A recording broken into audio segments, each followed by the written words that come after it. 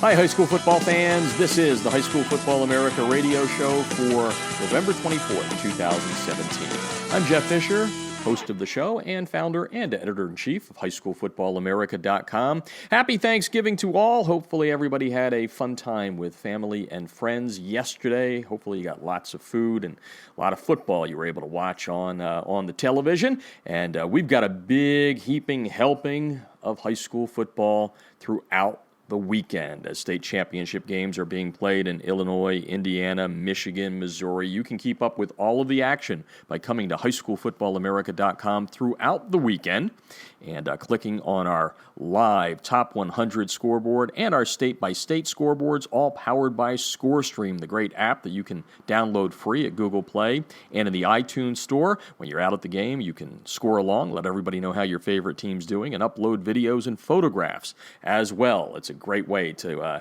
let everybody know how your favorite team, player, community they're doing this weekend as high school football rolls toward its final month of the season, with all of these games being huge games. Also on the show tonight, we're going to talk a little bit about that Northeast tradition that I love, Turkey Day football, games in 10 different states yesterday, most of them being in the Northeast. There is a game in Missouri. There's also one out here in California in the northern part of the state where they play for a big cow femur. Yes, it's called the Big Bone, and it is a cow femur. So that's why it's called the Big Bone. We're going to talk about all of that action from yesterday a little bit later in the show. We've got 11 big matchups head-to-head in the top 100 this weekend. All of these games so important. We're going to talk about that in a little bit. A couple of guests on the show tonight. We're going to speak with Troy McAllister, the head coach at Phillips Academy. He's been on the show before, the coach at the Chicago Public School that is doing just amazing things, playing for its third state championship in the last 4 years. This is a school that's in a predominantly African-American section of Chicago. They were downtrodden. Troy came in, and he has just turned this program around, doing wonderful things, playing on Saturday, that's tomorrow, for the Class 5A championship there. They were the first team several years ago to win a state championship in the state of Illinois from the Chicago public school system, and they're hoping to do it again. Troy McAllister coming up in a little bit. We're also going to be announcing a new partnership with Football University, better known as FBU. We're going to be talking with Edwin Weatherby about that coming up in just a little bit. He is the player personnel director out here in the West for the U.S. Army All-American Bowl and the Football University Freshman All-American Game. So we're going to be talking about that partnership coming up a little bit later here on the High School Football America radio show. As I said, it is a big weekend of football, state championship medals being handed out, and then there's also a lot of big games that punch tickets to state championship games or get teams a step closer to winning that gold medal. Out here in Southern California, just a huge night as 4 teams within the top 25 go head-to-head. It's the CIF Southern Section Division I semifinals. I'm going to tell you right here and now, this is the toughest playoff division in America this year. Year in and year out, they're near the top, but this year it goes without saying that they are the championship bracket in America. The 2 semifinals tonight are dandies. I'll be checking out the game between number 1 Mater Dei, number 1 in all the ranking services. They've been at the top of the High School Football America Top 100 that's created with our proprietary algorithm since early in September, and they will be taking on number 21 Mission Viejo tonight. Mission Viejo on its home turf. We had Bob Johnson on the show a couple of weeks ago, the legendary head coach for the Diablos. He has called it quits, so the last game will be the game that his team either loses or wins, depending if they go to the state championship. And the Diablos, maybe they have just a little bit of an upset in them, trying to bring down the number 1 team in the land, Mater Dei, tonight in the CIF Southern Section Division I semifinals, coming off a very hard-fought win over Orange Lutheran. But Mission Viejo has beaten 2 Trinity League teams on the way to this matchup with Mater Dei. Mater Dei, of course, and St. John Bosco, the 2 studs in the Trinity League over the last several years, but Mission Viejo showing that out of the tough South Coast League, they can play with the big boys, picking up a couple of wins, and with Bob Johnson announcing earlier this year that this is the last season for him, the legendary coach, hoping for a little magic, as we had him on the show a couple of weeks ago, saying maybe it's like the Ted Williams in baseball, where Ted goes off, his last swing is a home run. Maybe Bob Johnson can pull the upset tonight and move a step closer to winning a state championship in his final season as the head coach at Mission Viejo High School. Public school versus private school. And in the other side of the bracket, it's for the fifth time that number 9 Corona Centennial is going to play number 19 St. John Bosco. They've met in either the semis or the championships 4 straight years, make this number 5. They're 2-2 coming in. Last year was a dandy. It was one of those classics that kind of set the tone for Bosco's championship run to the Open Division Championship in California, as Bosco scraped out a 49-47 win in that game. Again, this is the 5th time they will meet in 5 years.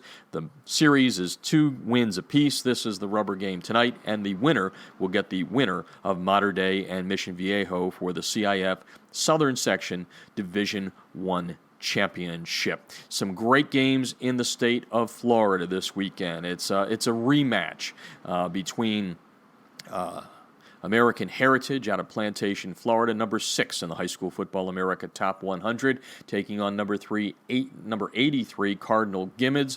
They met just a month ago during the regular season in district play, and American Heritage eking out a 23-19 victory. Heritage on a 25-game win streak, looking for their 4th straight state championship. This one should be a dandy. Keep up with all the scores in the Top 100 with our live Top 100 scoreboard, powered by ScoreStream, by going to highschoolfootballamerica.com, and we'll be updating everything throughout the day on our social media, at Twitter. Our handle there is HSFB America, and on Facebook, and that is facebook.com/High School Football America. Be sure to interact with us there. Tweet us, tag us. We love to hear what you guys are thinking about out there. And as I said, a couple of big games in the state of Florida, and this is a rematch as well. Northwestern, number 11 in the land, taking on number 59 Carroll City. These guys are District 16 6A combatants. During the regular season in a defensive battle, Northwestern defeated Carroll City by a score of 16-7. Carroll City is the defending 6A state champs. Should be another dandy. Northwestern coming off of its big win over Miami Central last week, 2nd time during the season that they beat them. The one thing you'll notice throughout the country at this point in time, you get a lot of rematches. We're going to talk about a couple of those coming up in just a second within the top 100. It's been hard for teams to win during the regular season and then get that second win. It's always hard, so it'll be interesting to see what happens in these rematches tonight.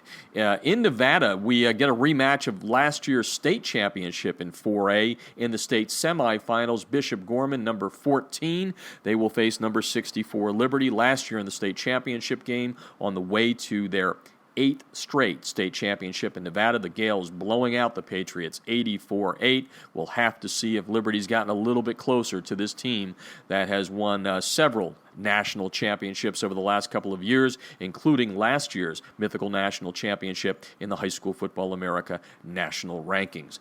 Rematch time in South Carolina. Lower state title game for the right to go to the state championship game in the biggest classification.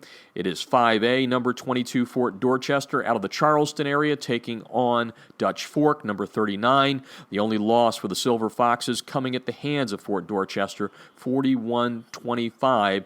That one coming early in the season. Dutch Fork is the defending state champ in the state of South Carolina. Let's go to Texas, where Lake Travis, the defending 6A Division I champ, is looking for a little revenge. Early in the season opener, they were taken down by Judson in a high-scoring affair, 65-45. Lake Travis was a little banged up at that time. It should be interesting to see what will happen in the game Friday night if they can come back. Again, Judson 41 in the nation, Lake Travis number 43 in the High School Football America Top 100. For the first time in a long time, there are no private schools in the Ohio Division I state semifinals. We will have a public school champ this year. And what a run it has been for Mentor. The Cardinals have made it to the state semifinals along the way, knocking out a couple of Saints. They knocked off St. Edward a couple of weeks ago. Last week, knocking off former number 10 St. Ignatius. Mentor flies into the High School Football America Top 100 because of those two big wins. They are up to number 49, and they take on Olentangy Liberty in the Division I semifinals coming up on Friday night. And talk about a team that is on a roll. Coleraine, after opening the season 0-2, losing to St.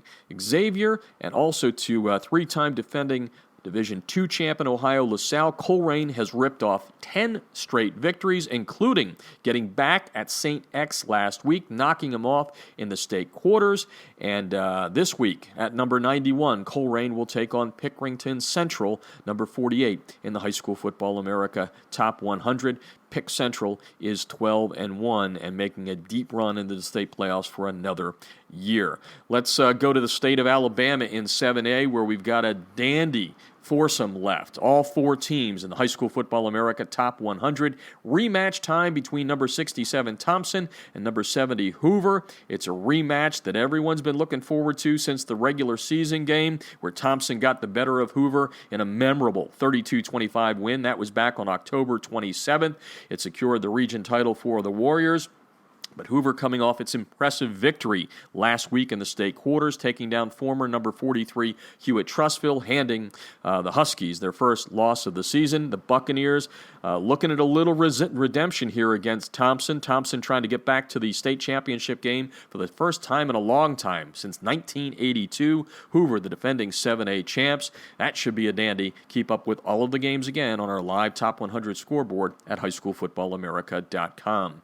On the other side of the bracket, number 97 McGill-Tulane making its first appearance in the Top 100 this year. They spent a lot of time highly ranked last year. The Yellow Jackets taking on number 57 Central in the 7A semifinals. Central from Phoenix, Alabama, marks the third season in a row that these two squads have matched up in the semifinal round, and McGill-Tulane has won the previous two games, so it'll be interesting to see what happens tonight to meet the winner of Thompson and Hoover. And rematch time in the state of Tennessee. Number 73 Oakland going head-to-head with new Top 100 team Maryville, although they're no stranger to the High School Football America rankings. Last several years, they've been fairly highly ranked in the top 50. This year, finally cracking in. They began the season early on just being nipped by Oakland, 17-14. They were without their star quarterback in that game. It's going to be interesting to see what happens in this one.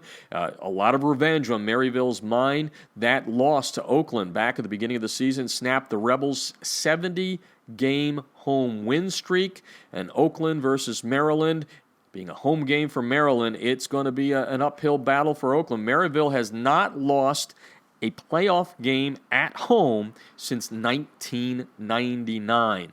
What a weekend of high school football action it's going to be within the High School Football America Top 100. You can see all of the Top 100 matchups by going to highschoolfootballamerica.com. All right, we're going to take our first break. When we come back, we're going to talk with Troy McAllister, head coach at Phillips Academy in Chicago. His team going for a 5A state championship in the state of Illinois. It's a wonderful story, a team that has risen from having 12 kids just several years ago when Troy took over to now playing in its third state championship game in the last 4 years out of the Chicago Public League system that, quite honestly, folks, we've heard about it in the news. They have so many problems on the south side of Chicago. Here is a great story of triumph, and we're going to talk to Troy McAllister when we come back. You're listening to High School Football America.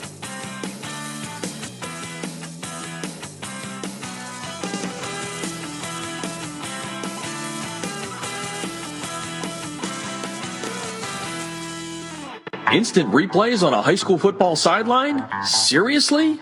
Yes, the future is here with Echo 1612's Instant Replay Sideline System. Echo's cutting-edge technology was the first to the market 2 years ago. Echo delivers instant replay to your sideline on an iPad within seconds of a play being finished so that you can make tomorrow's coaching changes today. This NFHS-approved product may be the biggest change in high school football since the invention of the helmet. Coaches, you'll gain a competitive edge by adding Echo 1612's Instant Replay Sideline System to your coaching toolbox. How cool is this? The Echo Instant Replay Sideline System works with both your current booth and end zone cameras, plus, and this is an important point, Echo works without any cellular connection, data plans, or internet. The list of high school football programs using Echo 1612 system is growing daily, meaning your opponent may already have a game time advantage. You don't want to be left out, do you?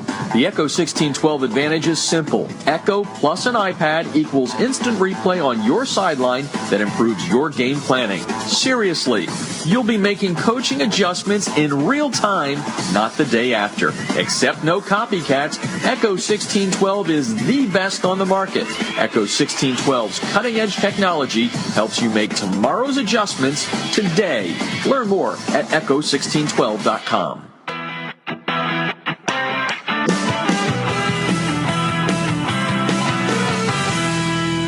Field turf rubber pellets, be gone. The Debris Inhibitor Razor is a seamless outer sock that was specifically designed to keep crumb rubber and other fine debris from artificial or grass playing surfaces out of an athlete's shoes and socks, thus keeping such debris out of gym bags and locker rooms. The Razor, spelled R-A-Z-U-R, is favored by athletes who want the look of tape, by trainers who no longer have the time to tape only for show, and by moms who no longer want that crumb rubber in the house.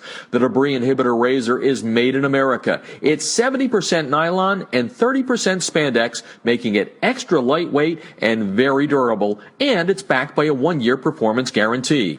The Debris Inhibitor Razor covers just the right amount of a player's shoe while keeping those shoelaces tight. It's fully customizable, machine washable, and more importantly, it's easy to get on and off. The Debris Inhibitor Razor comes in 23 colors, and sizes are youth, medium, large, and for that extra big foot, extra large. Founded in 2010 by former University of Mississippi All-SEC football player Carl Hoppy Langley III, Southern Sport Inc. created the Debris Inhibitor to improve athletic performance by protecting athletes, allowing them to look and feel better with technically advanced products engineered with superior fabric construction, patented design, and proven innovation. Get a discount on your order by using the High School Football America code HSFA when you order at TDIRazor.com. That's razor spelled with a U at TDIRazor.com.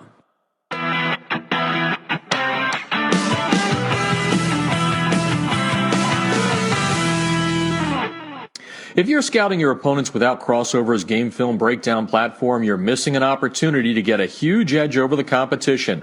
Crossover's service lets you upload game film from your hard drive, video camera, or other websites like Huddle. Their team of football experts will then clip and tag the game with player and formation info so that when you log into your account, you can filter the clips however you'd like. They'll also automatically prepare a comprehensive tendency report and down and distance report for your staff so you can see exactly what your opponents like to call in specific situations. We all know that every coach spends countless hours preparing before a game. It's not about the time you put in, it's about what you do with that time. That's Crossover's biggest advantage. It allows you to use your prep time more efficiently and get an even deeper level of insight since you don't have to waste time setting up the film. Check them out. You're going to love them. You can sign up for a quick free demo at crossover.com/football. That's crossover.com/football.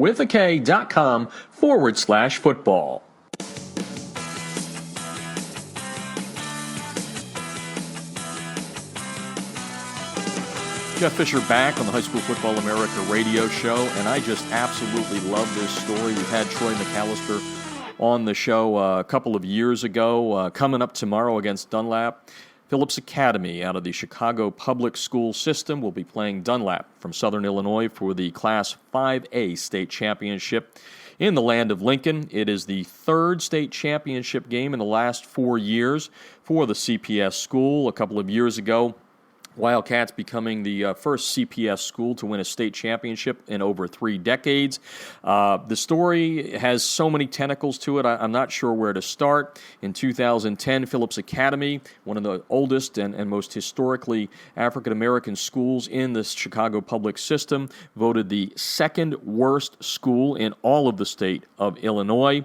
They had 12 football players. They were bad. Might even go as far as to say they were horrible at that point.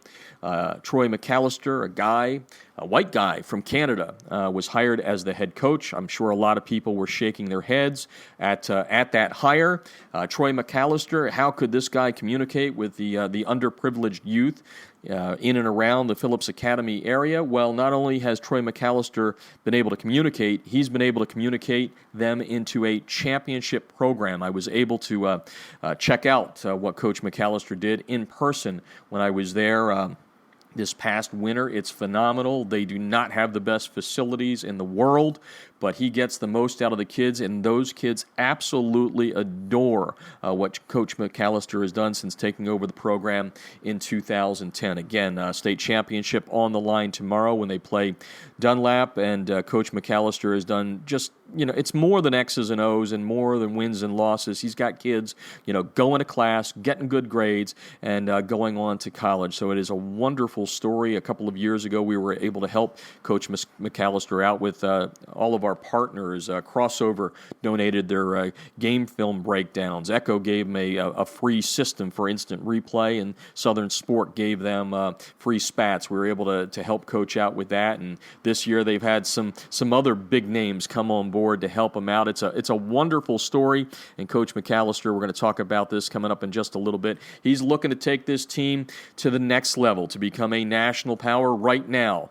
Phillips Academy ranked number 88 in the High School Football America Top 100, and Coach McAllister is on the line right now to talk about another fine year on the south side of Chicago. Welcome to the show, Coach. Thanks, Jeff. Appreciate you having me on. Yeah, it's good to have you here. And, I think I visited you, I think it was during the winter months earlier this year, and I remember seeing you guys, working out, and then you were running sprints in the hallway there. We told the story a couple of years ago about the difference that you guys have to go through there. But let's celebrate what you have coming up here, which is the state championship game. Tell me a little bit about this year. You started off with a great opening win against the team that's going to play for the 8A state championship in Loyola Academy, and I guess you guys haven't looked back. So give us a little snapshot of what happened up until this point. Yeah, I think obviously we started off the season with a great win over Loyola, who was a nationally ranked team at the beginning of the year, and we just kind of carried that on throughout our season. And as we got into state playoffs, we got healthy at the right time, and kind of slowly just been hitting a groove throughout the playoffs now, and had a nice road victory in the semifinals, and now we're on to the championship game this weekend.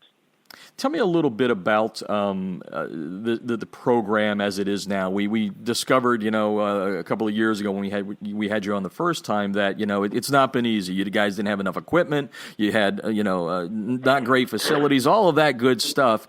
So where is the program now? I mean, is this a point where you expect to be playing this deep into the season? Yeah, I think this is, our expectation is to get downstate every year. Our combined record over the last 4 years, I think, is about 50-4. So, there's a winning culture that we brought in here and instilled. And within the program, there's been some blessings that have come our way. And Riddell and Peyton Manning got us basically 50 new helmets and 50 new shoulder pads as we added a new level of football this year with the freshman team. So that was a big deal at the beginning of the year, right before our first game. We had Kyle Long and Campbell Soup come out and film a commercial with us at practice. It's just been an unbelievable year, and unbelievable last 5-6 years where we've risen from 12 players at our first practice to where we are now with just over 100 young men in our program, and now we're in our third state championship game in the past 4 years.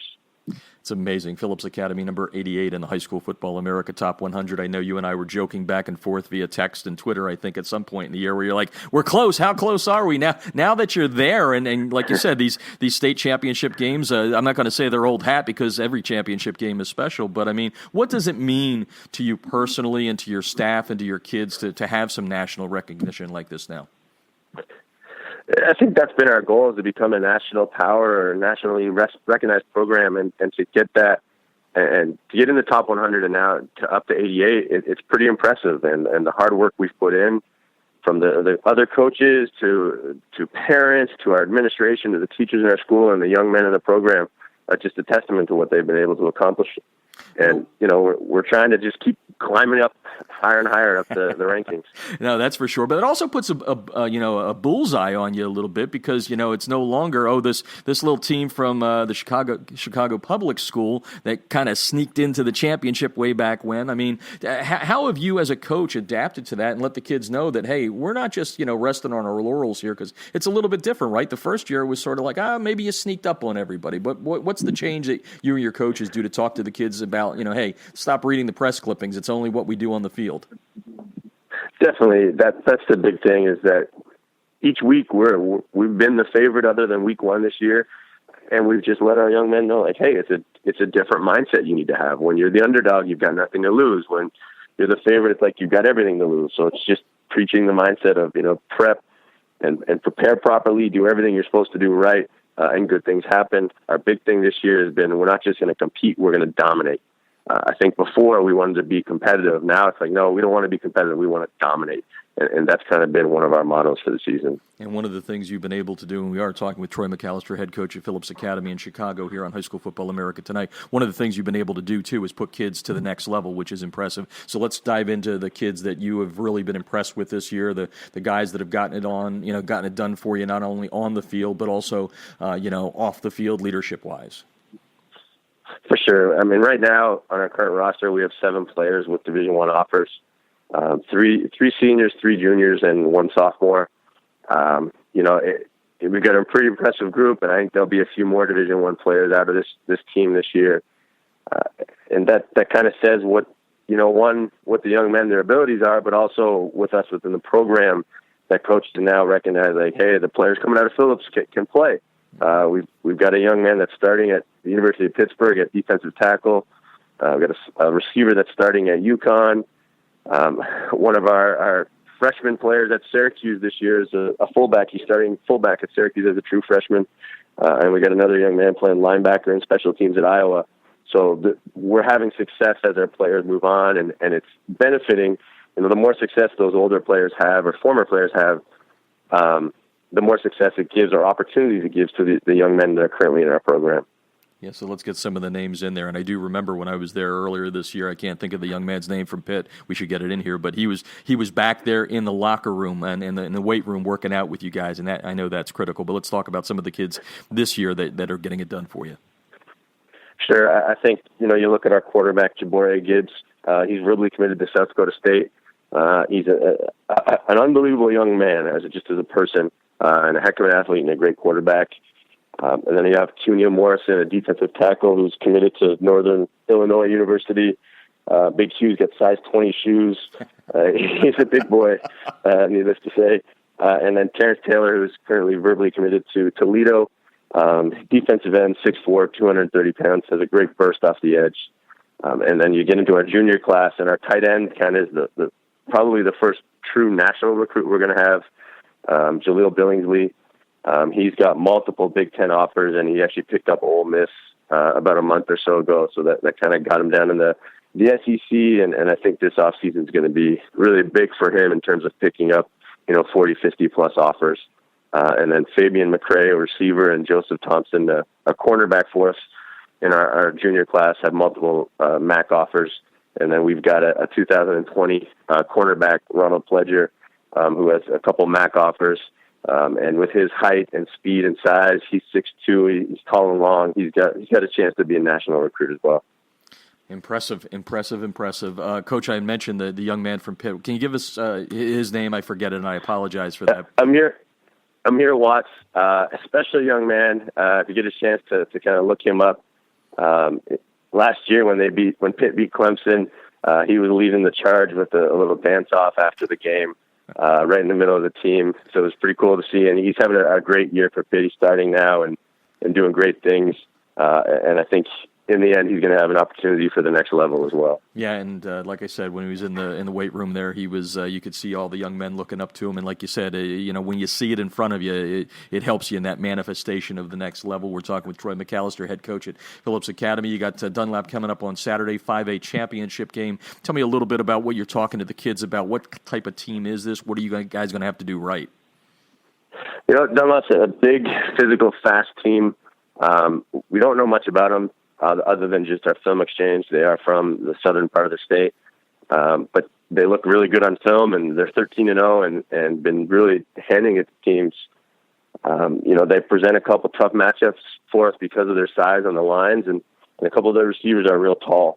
So we've got to definitely bring our A game, so to speak, and play them tough and physical and do everything right. And obviously in playoff football, special teams and turnovers are key, and I think if we can win those battles, we'll have a great chance to be state champs. Talking with Troy McAllister, head coach at Phillips Academy in Chicago. They are playing in their third state championship game in 4 years, number 88 in the High School Football America Top 100. Before we go away, I know you and I have had some conversations offline about, as you said, you want to take it to that next level, become a national power, and I know you're working on some things. You may not have it together, but tell me a little bit about that philosophy, because it looks like 2018 is the next level for you. So tell the listeners out there what you're trying to do to get Phillips Academy to be one of those names when people start talking preseason rankings, that they're always in that conversation. Definitely. I think for us, we have early in the year with the 2 non-conference games, weeks 1 and 2. So we're trying to find some national 100 teams that either we can travel to or come to us and start the year off with a big game. Hopefully we can start next season in the top 100 and just promote and have a great high school football game to begin the year. And for us, that would mean, hey, if they're a higher ranking, maybe that bumps us up a little more. And then, obviously you just want that high level of competition early in the year. We've got some feelers out with the school in Ohio, and hoping something comes through. And then week 2, we're going down to East St. Louis for the Gateway Classic. Not sure who our opponent will be, but I know they do a great job down there finding national power type teams. So we're hoping we get matched up with somebody really strong. Yeah, and you know the strength of schedule in our algorithm, that those big games, that Loyola win helped you out tremendously, that's for sure. Yes, for sure. And then I think you mentioned, and maybe I'm mistaken here, but is there going to be some shifting within the Chicago Public School League next year that may help you out a little bit too and strengthen that part of your schedule? Yeah, I think within Chicago Public Schools, they're going to realign conferences and kind of make 2 or 3 tougher conferences where, right now we have a couple of tough games in conference, but the rest we typically have running clocks. This should make it week in, week out, where we have a more difficult game. And obviously, playing a more difficult opponent within the algorithm makes things better for us. That is for sure. Troy McAllister on the line. And I guess the last question going away here is, your success within the CPS. Are you seeing some other teams kind of get pulled up as, it's that all boats rise sort of thing? What's happening within the CPS? Yeah, I think, you're seeing more and more programs. One of the teams in our conference, Al Raby, actually made the state semifinals this year. That was the first time in school history. And I think a byproduct of having to play us, for the past 5-6 years, that it's forcing teams to up their preparation and how they do things. And I think they're starting to show signs of being a great program within CPS.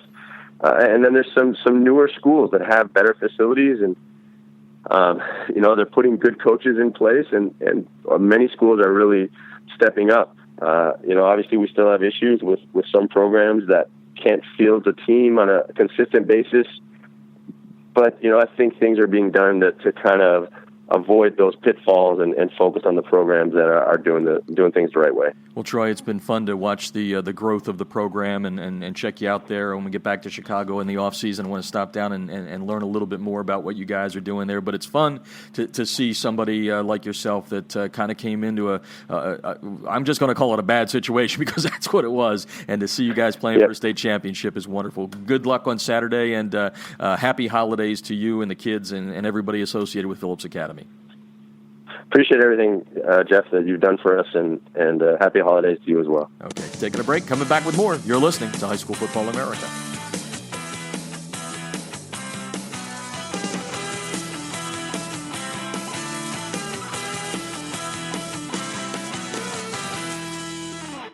Instant replays on a high school football sideline? Seriously? Yes, the future is here with Echo 1612's Instant Replay Sideline System. Echo's cutting-edge technology was the first to the market 2 years ago. Echo delivers instant replay to your sideline on an iPad within seconds of a play being finished so that you can make tomorrow's coaching changes today. This NFHS-approved product may be the biggest change in high school football since the invention of the helmet. Coaches, you'll gain a competitive edge by adding Echo 1612's Instant Replay Sideline System to your coaching toolbox. How cool is this? The Echo Instant Replay Sideline System works with both your current booth and end zone cameras, plus, and this is an important point, Echo works without any cellular connection, data plans, or internet. The list of high school football programs using Echo 1612 system is growing daily, meaning your opponent may already have a game time advantage. You don't want to be left out, do you?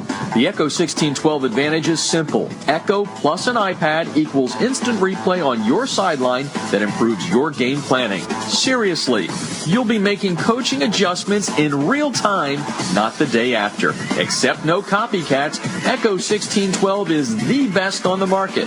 Echo 1612's cutting-edge technology helps you make tomorrow's adjustments today. Learn more at echo1612.com.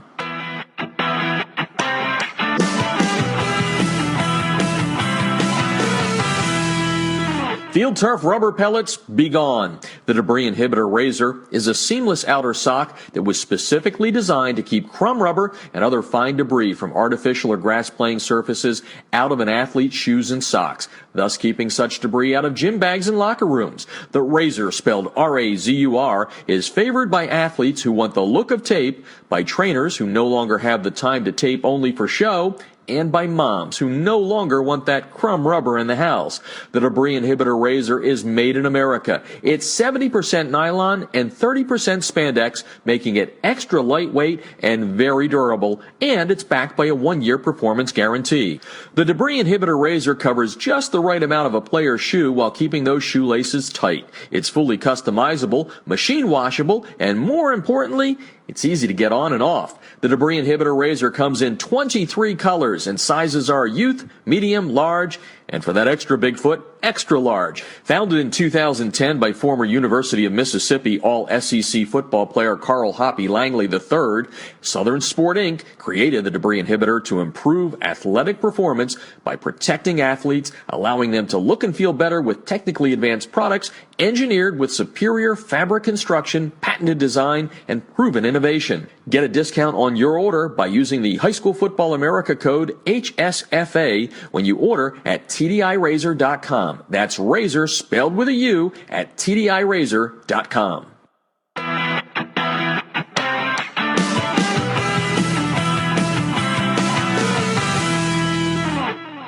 If you're scouting your opponents without Crossover's game film breakdown platform, you're missing an opportunity to get a huge edge over the competition. Crossover's service lets you upload game film from your hard drive, video camera, or other websites like Huddle. Their team of football experts will then clip and tag the game with player and formation info so that when you log into your account, you can filter the clips however you'd like. They'll also automatically prepare a comprehensive tendency report and down and distance report for your staff so you can see exactly what your opponents like to call in specific situations. We all know that every coach spends countless hours preparing before a game. It's not about the time you put in, it's about what you do with that time. That's Crossover's biggest advantage. It allows you to use your prep time more efficiently and get an even deeper level of insight since you don't have to waste time setting up the film. Check them out. You're going to love them. You can sign up for a quick free demo at crossover.com/football. That's crossover with a K.com/football.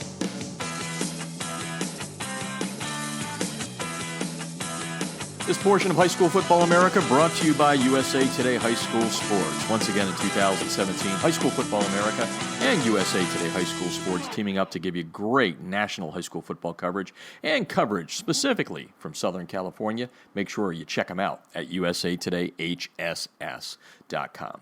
And speaking of partners, we are here right now to announce a proud new partnership on the show as High School Football America partnering with Football University, also known affectionately as FBU. recognized leader in developing and enhancing the ability and skills of serious football players from the 6th through the 12th grades. All of FBU's training coming from FBU's elite faculty of NFL experienced coaches and players who have a passion for teaching the techniques and fundamentals of the game to the younger players. Lots of tentacles to Football University, which includes the nation's premier all-star game, the U.S. Army All-American Bowl, right on down to the FBU Freshman All-American game. But the heart and soul of FBU are its regional camps around the nation, and they also have some great showcases. Football University, the only camp with a proven NFL-style curriculum. Now to talk about our new partnership, joining me on the show is Edwin Weatherby, who is the West Coast Director of Player Development for the U.S. Army All-American Bowl and FBU. Edwin's resume includes being a scout with the NFL's New York Giants and the Cleveland Browns, and he's here to talk about all of the things going on underneath the FBU umbrella. Welcome to the show, Edwin. Welcome, Jeff. Thank you so much for having me, and I couldn't be more excited about, this partnership that we've struck with High School Football America, and B, you allowing me to appear on this great show. Well, thank you very much. And, let's kind of just dive into it. As I said, there's many tentacles to this, not the least of which I think, are the camps that just give great instruction in this great game we love to kids, not just high school kids, but below that at the youth level. So let's kind of start with that and explain to the listeners out there what Football University is all about. Yeah, at the youth level and both at the high school level. Everything is connected, as you mentioned earlier. There's tentacles and everything is centered around our regional camps. Next spring, we'll be in about 28 different cities throughout the entire country, including Southern California, the Bay Area, Seattle, and Phoenix. That starts April 21st and goes each weekend through May 5th to May 6th. At the youth level, a player comes to our camp, and he is evaluated not only by our NFL coaches, but as well as our team directors in their local community.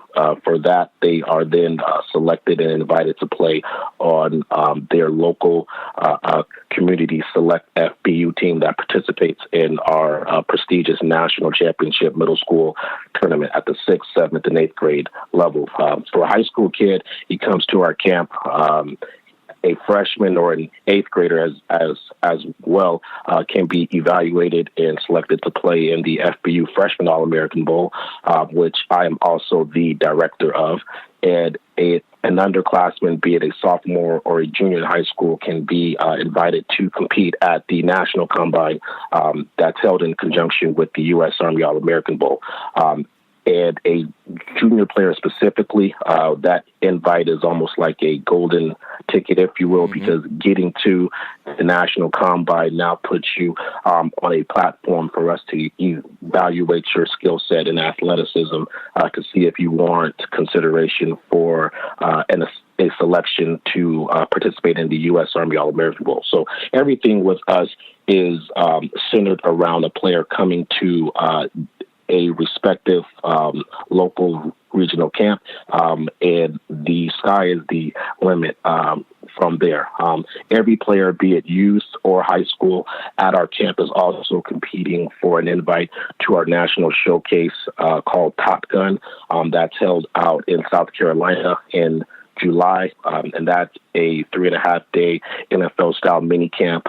This past summer, we had over 1,000 kids, respectively, at the youth and high school levels, and it's just the premier camp in the entire country during that time of the year.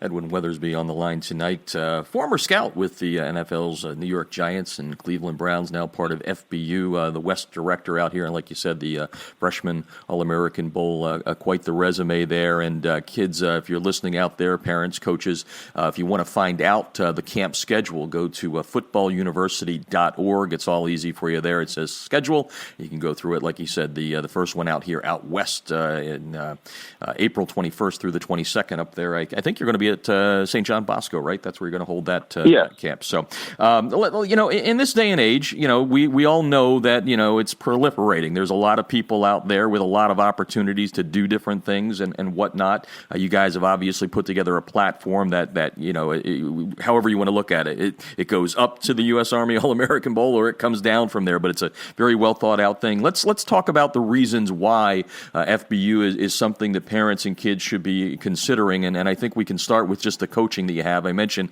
NFL-style coaches and all that, and I know you've got some good alum there, so let's kind of tout the resume there a little bit about FBU.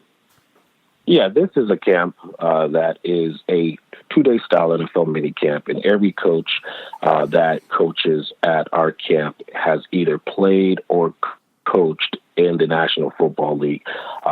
This is not a camp where we just roll a ball on the field and tell the kids to have at it, or it's not a camp where we say that an NFL coach is going to be there. They appear, sip a nice tea, and there's other coaches there doing the grunt work. This is not that type of camp. It's an NFL-style mini camp. It starts off with a position meeting. Then the players are put on the field, mentally challenged as well as physically. We film everything so that after that first practice session, a player goes back into the classroom with their NFL position coach, and now be it a player is in the 6th grade or the 11th grade, they're now sitting in a film room with an NFL coach breaking down film of themselves. That NFL coach is alerting them to what they're doing right, what they're doing wrong, and getting them better. This is a technique-based camp. We also place a heavy emphasis on reps. I believe for our throwing sessions at the offensive and defensive skill positions, we run plays about 1 every 20 seconds or so with fresh groups. So kids are getting a high amount of reps.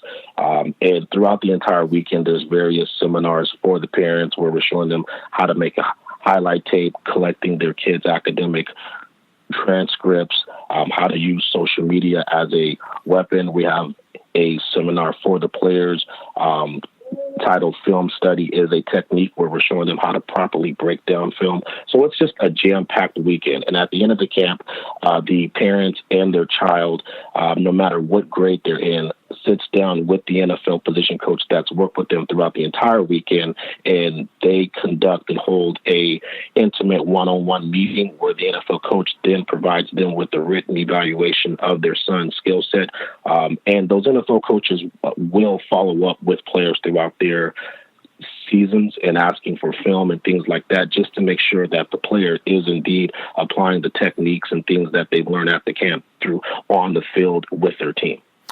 Comprehensive, I think, is the word. You guys have come up with a system. That's why we're partnering with Football University, better known as FBU. Again, you can learn more by going to footballuniversity.org, talking with Edwin Weatherby. And let's talk a little on-the-field action, aside from just camp stuff. I know you're busy out there scouting at this point, most of it being out here, and I would assume kind of the Arizona corridor up through California into to Oregon and Washington. What are you seeing out there right now when it comes to the West Coast teams and players? Oh, yeah. In the midst of a 9-city and 19-day tour here, doing some evaluating and other various types of business. And, it's with me being born and raised in Los Angeles, I'm a West Coast guy. Our other regional directors, be it D. Jenkins in Texas and our guys in the Southeast, we all have arguments over who plays the best ball, but I'll always be loyal to West Coast ball here. And I just see a ton of talent out here. I mean, 2 of the nation's best teams, be it at St. John Bosco and, of course, Mater Dei. I was at the game earlier this year where Mater Dei came out with the win, but that game was not a high school game. That was a college football game. I was there on the field. The speed of the game was just magnificent, and we've selected several kids from both of those teams to play in the Army Bowl. Then there's also several kids throughout the West, be it Tanner McKee at Coronas and Centennial, and several other players we've selected to play in the U.S. Army All-American Bowl. So this fall, The season's not over just yet, but this has been a thrilling season for someone like me who scours the West Coast looking at high school kids and as well as youth kids as well. Yeah, no, absolutely. It's going to be a fun weekend coming up here. I'll argue with all your comrades, like I do, and my people in the media. You're not going to be able to beat modern day Mission Viejo and Corona Centennial St. John Bosco in the same bracket. The big problem is I got to choose between one of the two to go to. That's right. the one difficulty with it. That's for sure. Right. Talking Football University here, FBU. You can learn more again by going to footballuniversity.org. And who partner with us here at High School Football America.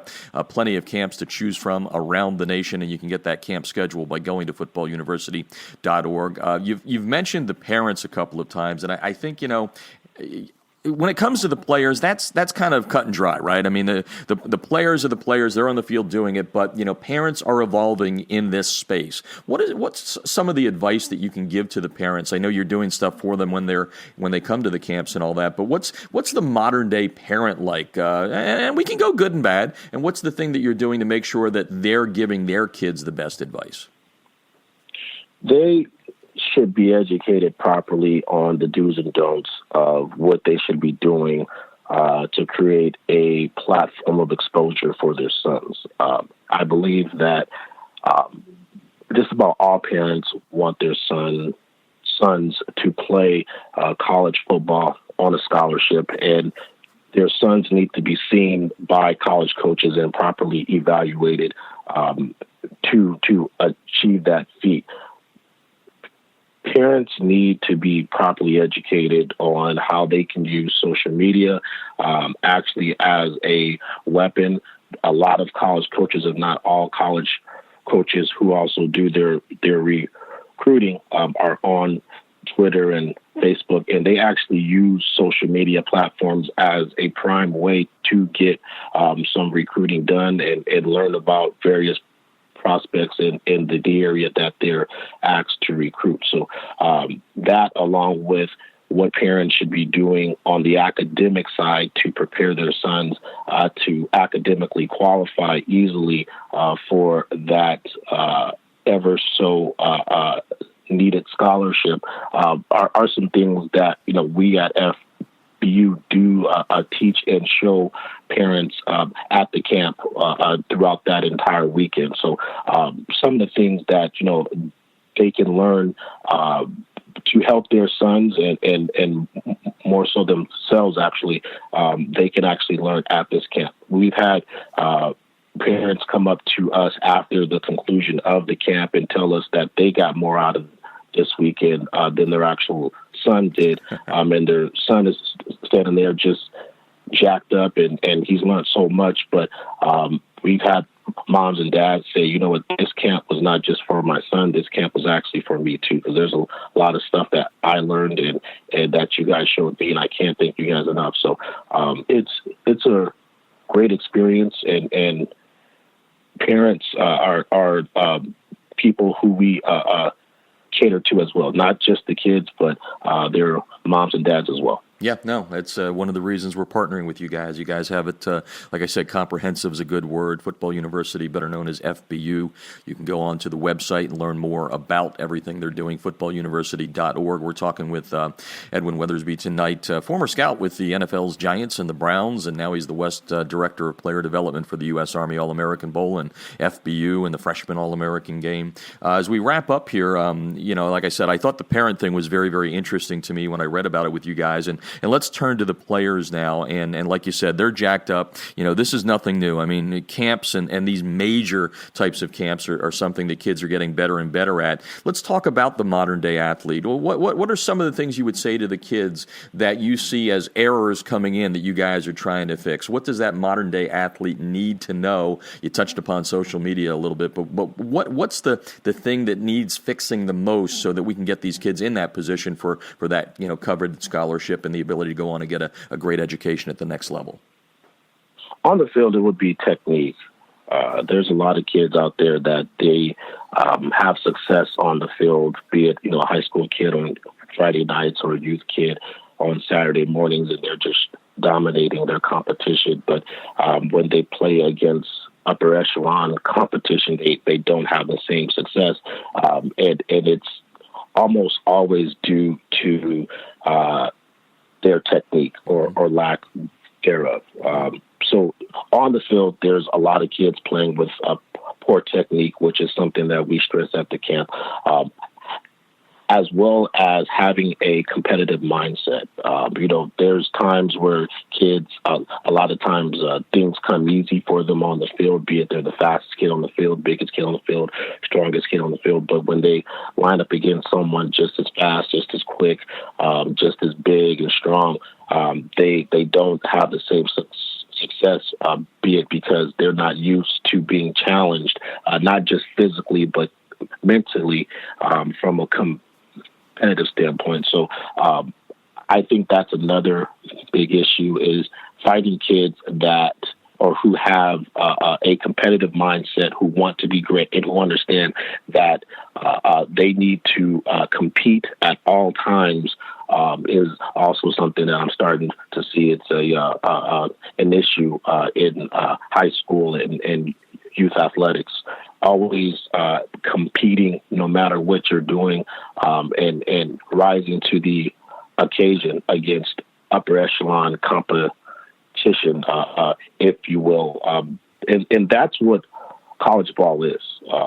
There's going to be players that are all league just like these kids are, and they're not going to care that, you were an MVP in your respective league, because they were their respective leagues MVP. So having a competitive mindset, knowing that you need to be at your best at all times, is something that, a piece of advice that I would share with a lot of kids nowadays. Yep, good advice, and it's a great way to end this segment here. I look forward to having you back on the show as we get closer to some of these camps coming up here. Again, the first one out west here will be held on the 21st of April, Los Angeles area at St. John Bosco High School in Bellflower, California. Edwin, looking forward to a lot of good times, a lot of helping kids out here with you and FBU, and look forward. Are you going to a game? I should ask you, are you going to a game? We're doing this Friday, so are you going to a game tonight? I am still checking my schedule. There's several games I need to be at, and there's several games in not even in California that I need to be at. So I'm trying to figure out a way to be at 10 places at once. Well, if you get that figured out, then you've got a better job in life than any of us do, because I think a lot of people could use some cloning out there, that's for sure. Well, anyway, it's fun getting to know you. We look forward to the partnership here again, folks. You can go to Football University to learn more about the schedule and all the things being done by FBU. So thanks for joining us. Have a great holiday season. I'm sure we're going to catch up to you on the sidelines sometime here and maybe in the postseason. Thanks a lot. Thanks for having me, Jeff.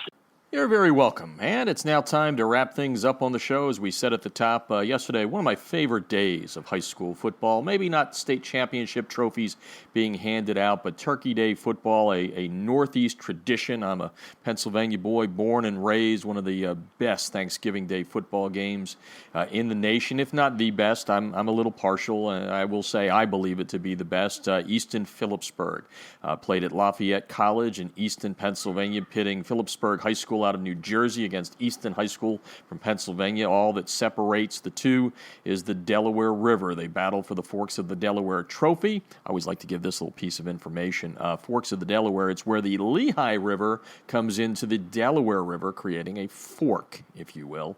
And that's what they battle for. And yesterday, Easton season ended as far as the playoff run. They were 7-5 coming in.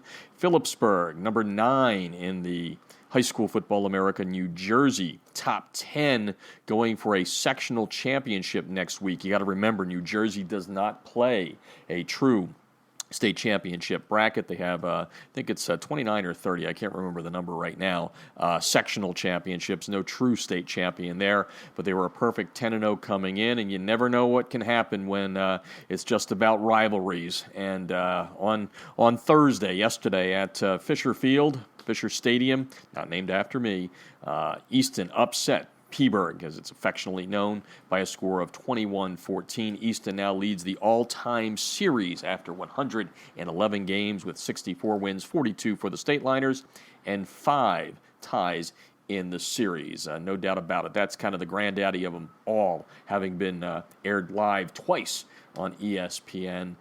Just a great, great game. If you're one of those guys that has a football bucket list on high school football, that would be one that you should place into the bucket. Now let's talk about some of the other big games as we go away here and wrap things up on the show tonight. The oldest Thanksgiving Day high school football rivalry comes from the land of the Pilgrims up in Massachusetts, where Needham and Wellesley played for the 130th time on Thursday. First game between the two played way back when in 1882. Wellesley picking off 4 passes on Thursday to beat its arch rival 23-20. And that means Wellesley now leads the series, a pretty close one, 62-59 with 9 ties. We'll stay in Massachusetts, where at Harvard Stadium, Boston Latin quarterback Devin Vasquez threw 3 touchdown passes in a 22-14 victory over Boston English in their rivalry that dates back to 1887. It was played for the 131st time on Thursday. Latin now has won 50 of the last 54 and leads the all-time series. Pretty big margin, 80 wins to 38. There have been 13 ties. The Latin-English game is considered the longest continuously played Thanksgiving rivalry because Wellesley and Needham, that game wasn't played from 1950 through 1952. There were some issues there within the community and schools with some riots, so they were not played. That game was not played for a 3-year period. Now, the first ever high school football game was played in 1875 in Connecticut between Norwich Free Academy and New London High School. It was then the Buckley High School for boys on Thursday, the two schools. And Trish Hoffman and I have checked out this rivalry several years ago. The two schools hooked up for their 156th game. First time they played on Thanksgiving was 2000. So it's a new Turkey Day rivalry, but it is the oldest game in high school football in America. Again, back to 1875. And after falling behind 16-0 at the half, New London, 3-6 coming in, storming back to upset NFA, 26-22 behind quarterback Owen George's 332 yards passing and 4 touchdown passes. Norwich Free Academy still leading the all-time series, 77-68. There were 11 ties in this one. Also in Connecticut on Thursday, an upset as New Canaan, the 4-time defending state champs in Class L, defeated Darien. It's not an old rivalry. They've only played about a quarter of a century, but their Turkey Bowl was a big one yesterday. New Canaan, the 4-time champs, would not have gotten into the postseason to defend their state championship, but they upset Darien, which came in number 1 in the High School Football America Connecticut Top 10, and it also brought a win streak for Darien to an end at 34 straight games. The final yesterday, New Canaan 27, Darien nothing. In Maine, Portland beat Deering. Went to head-to-head for the 106th time, Deering winning 22-20. Portland leading that all-time series 58-41 with 7 ties. In the only Turkey Day game in New Hampshire, the city of Manchester decides its city championship by playing the Turkey Bowl. Manchester Central won its 3rd straight Turkey Bowl, beating Manchester West by a score of 47-22. Now in Rhode Island, the oldest rivalry, LaSalle Academy against East Providence. They hooked up for the 89th time on Turkey Day. LaSalle resting most of its starters in preparation for next week's state title game against 7-time defending state champ Bishop Hendricken. And that helped East Providence pick up a 41-0 shutout victory. LaSalle leading that all-time series 50-37 with 2 ties. Find it a little strange, or a lot strange, that a team would sit all of its starters and rest all of its starters. I understand the importance of the Super Bowl state championship games in Rhode Island, but come on, folks, it's about competing. In New York, Fordham Prep and Xavier played for the 94th time. Its annual Turkey Day rivalry is known as the Turkey Bowl in the Empire State. It's the oldest football rivalry, high school football rivalry in the Empire State. And while the first Turkey Day game was played in 1905, the team's first ever meeting was December 2nd of 1883. Fordham shutting out the Knights on Thursday by a score of 28-0. The longest played Thanksgiving Day rivalry game between two New Jersey schools is between Long Branch and Red Bank Regional. They played for the 95th time on Wednesday instead of Turkey Day, and Red Bank, which had only one game in the win column coming into the contest, shocking the rivals 21-20 in overtime. Next week, Long Branch 8-3 on the season right now, will try to rebound when it plays Freehold Borough for the Central Jersey Group 4 title. Long Branch leads the all-time series with Red Bank 61-31 with 3 ties. Now to Maryland, there's 10 states to play Turkey Day games. Loyola Bakersfield and Calvert Hall College playing their 98th annual Turkey Bowl at Johnny Unitas Stadium and Towson University. And Calvert Hall beating Loyola 27-6 to close the all-time series to 49 wins for Loyola, 41 for Calvert Hall. And there have been 8 ties. 2 more games to talk about in Missouri. Kirkwood winning the Frisco Bell for the 5th straight year. That's what the winner gets when Kirkwood and Webster Groves go head-to-head. 35-7 the final on Thursday in the 110th meeting between the two who have played on every Thanksgiving Day since 1952. Webster Groves still holds the series lead, 58 wins to 51 with 7 ties dating back to 1898. And finally, in San Jose, California, Lincoln playing San Jose for the Big Bone game. Yep, they were battling for a big old cow femur. And on that cow femur, they have all the results from the battle between Lincoln and San Jose. Lincoln has really had the upper hand in this one. The win on Thursday, 49-14, extending its win streak over the rivals to 20 years in a row. That means Lincoln gets to keep the big old cow femur for another year. All right, well, that's going to do it on the show. Time to get ready to go out and watch some football tonight. Number 1, Mater Dei versus number 21, Mission Viejo. You can check it out, what's going on, by following me on Twitter at HSFB America or on Facebook at facebook.com/High School Football America. And don't forget to follow all of the games that are going on, including the games going on right now, by going to highschoolfootballamerica.com, clicking on scores. You get our state-by-state scoreboards powered by ScoreStream, and you will also get our top 100 scoreboard. For now, this is Jeff Fisher saying good night, happy Thanksgiving, and good sports from Southern California. You've been listening to the High School Football America radio show.